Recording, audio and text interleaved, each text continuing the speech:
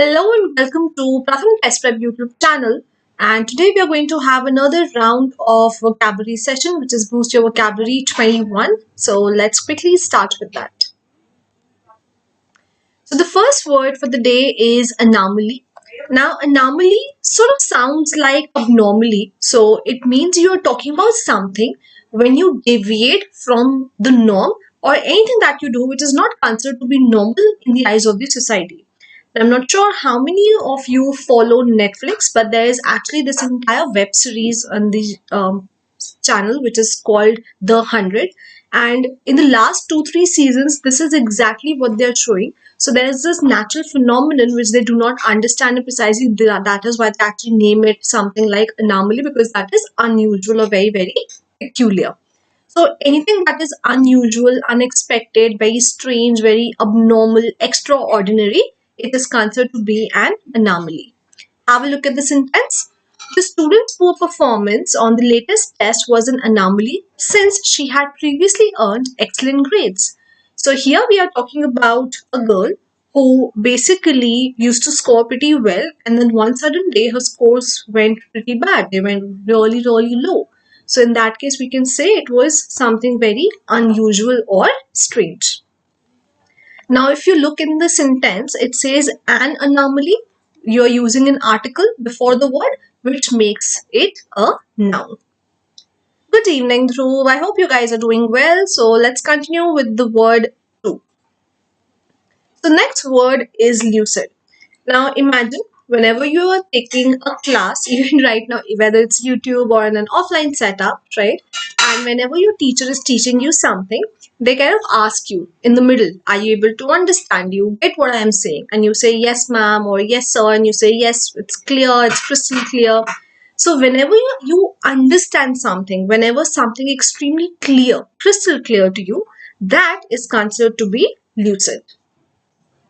Now the word lucid has this root called luke, which also means light. Now when you look at something under the light, we easily understand everything, right? If there's no light, obviously there's not going to be any kind of clarity. So anything which is very clear, anything which is very easy to understand is considered to be lucid. The lecture was lucid and straightforward, allowing the students to fully grasp the concepts presented. So if you are being explained something in a very straightforward manner, in very simple terms, and you're able to understand that, it's very clear, then you consider that to be lucid. Now, since over here you're describing the noun lecture, hence lucid becomes your adjective. Sorry for my bad throat, guys. Please bear with me for today. Alright, let's have a look at the next word. Alright, so the next word is precipitate. Now, sort of sounds like pre plus anticipate. Now, whenever you are anticipating something, right, you are expecting something to happen, you don't think before you do something, right? So, whenever you act on something without giving it a lot of thought, you do it in a rush, you do it very rashly, you do it in a haste, right? So anything that happens very, very quickly, very suddenly, without actually planning it out, that is called to precipitate.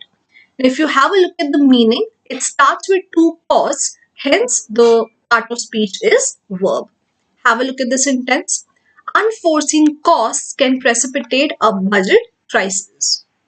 Now imagine if you talk about your household expenses, right? We all pay for our LPG, gas and whatever, cylinders and stuff, right?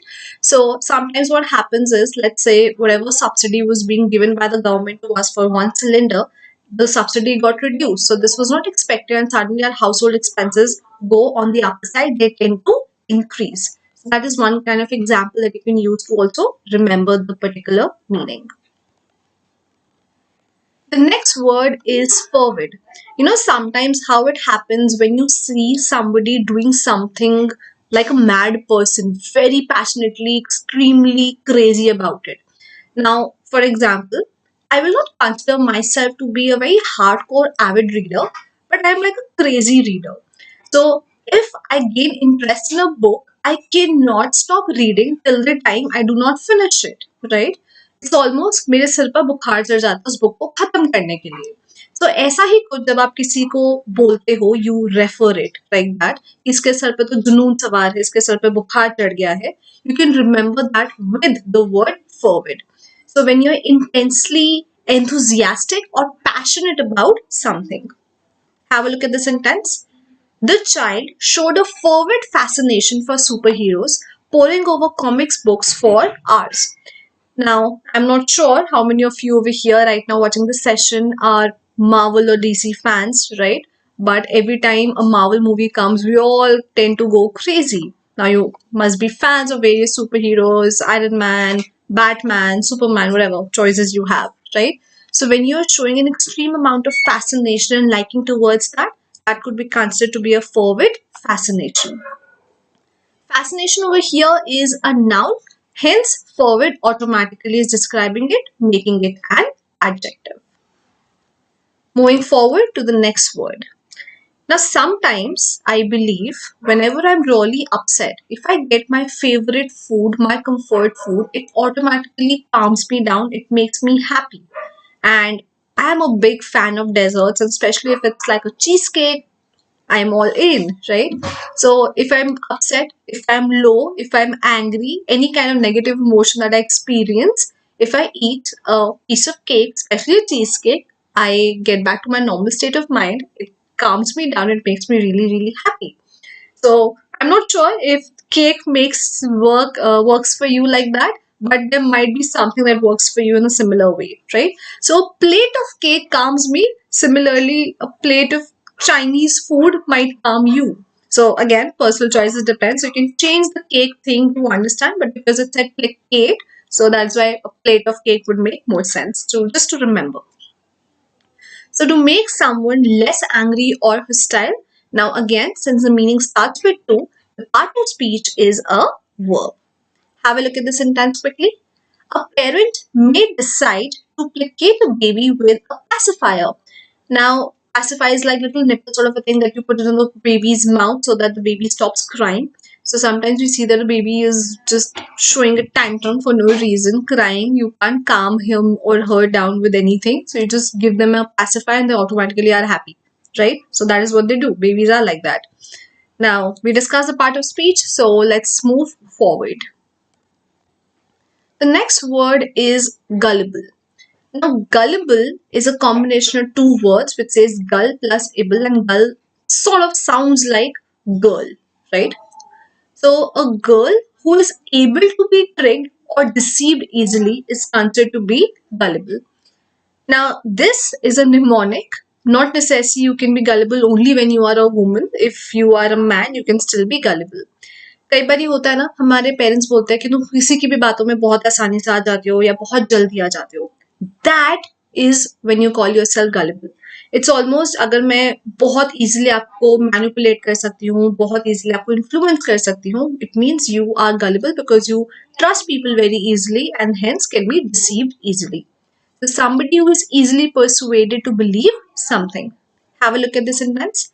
The gullible little boy gave his older sister all of his allowance because she told him she would buy a pony for him. So imagine, there's this little boy and his sister promises that, oh, you know what, you can give me all your money that you have and I'm going to buy a pony for you. Pony is more like a magical little creature, little horse sort of family member, right? And the little boy gives his sister all his money. Now, not again sure how many of you actually have an elder sister who has done that to you or an elder brother, but I'm sure you guys are smiling right now thinking about him or her. Now, since again we're describing the noun boy, gullible becomes an adjective. The next word is capricious.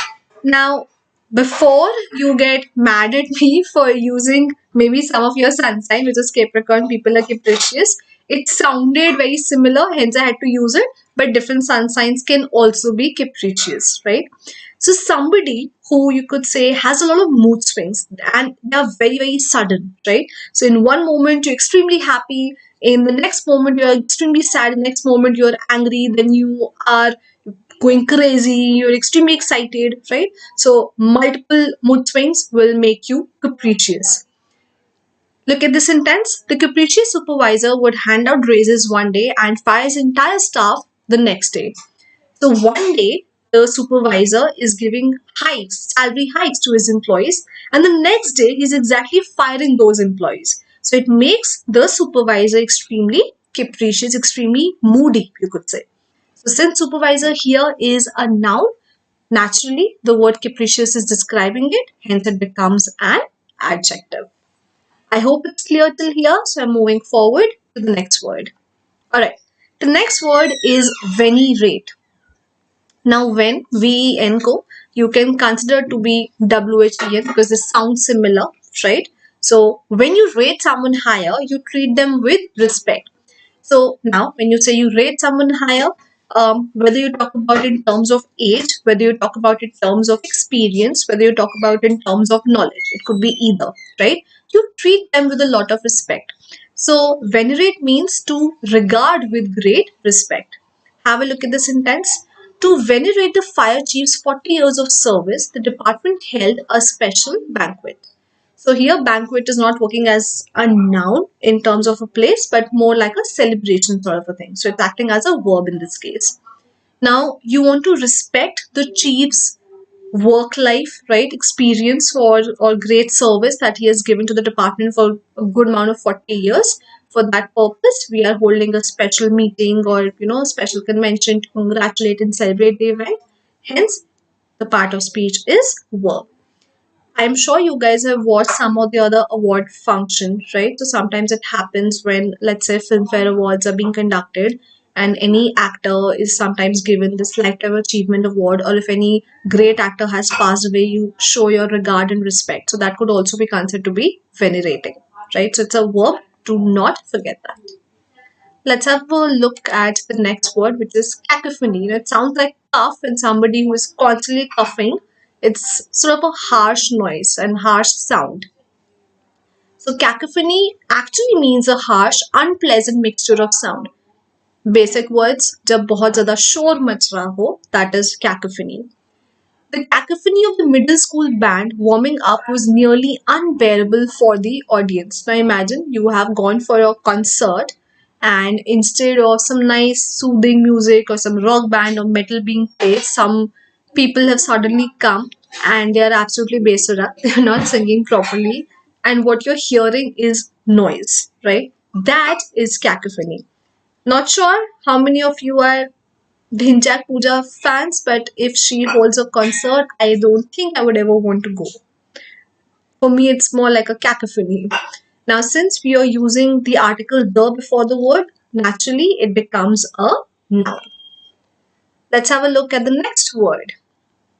The next word is pedant. Now, pedant, student, so like a student, a person who is making an excessive display of learning. Now, you all who have right now joined the session or you will be watching it later, right? What are you doing? You are showing that, okay, you are here to learn something, you're trying to understand something, right? So, any person who shows any amount of interest towards learning something is considered to be a pedant. Have a look at the sentence. Professor Blackwell, a well-known pedant, required his pre-med students to speak in Latin throughout the entire semester.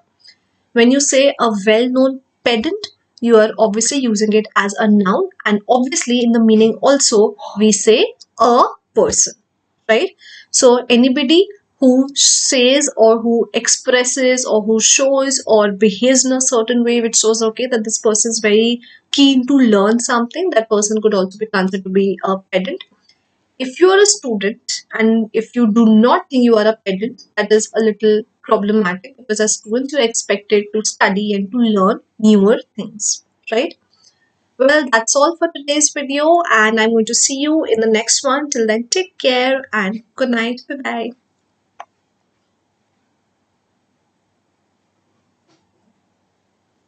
Thank you, guys.